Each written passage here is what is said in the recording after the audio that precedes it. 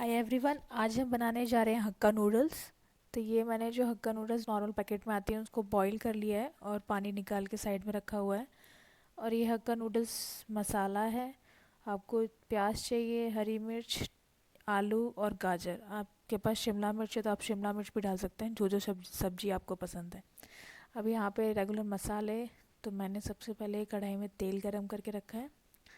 इसमें आप सबसे पहले ज़ीरा डालेंगे और इसको थोड़ा सा ब्राउन भून लेंगे।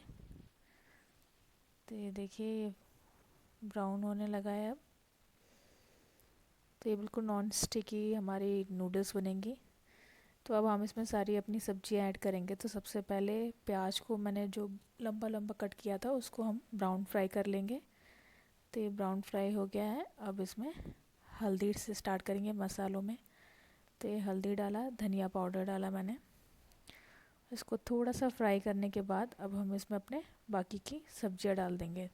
तो ये हरी मिर्च, गाजर, आलू, आप चाहें तो शिमला मिर्च, बीन्स, जो भी आपको जो सब्ज़ी पसंद है वो ऐड कर सकते हैं। पत्ता गोभी भी डालते हैं। मैंने यहाँ पे सिर्फ ये दो सब्जियां डाली हैं। अब आप इसको अच्छे से मसालों में मिलाने के बाद इसमें थोड़ा सा नमक डालें, क्योंकि बाकी नमक हम नूडल्स में भी डालेंगे। तो सिर्फ सब्जी को पकाने के लिए हल्का सा नमक। तो अब इसको अच्छे से ढक के थोड़ी देर पकाएंगे। और यहाँ पे नूडल्स का अच्छे से पानी निकालने के बाद आप इसमें थोड़ा सा ऑयल डाल के उसको कर सकते हैं, ताकि नूडल चिपके ना। अब इसमें हम लोग अपना हक्का नूडल मसाला डाल देंगे और इसको अच्छे से सारी नूडल्स में मिला लेंगे। तो ये देखिए, मैं मिलाना स्टार्ट कर दिया है।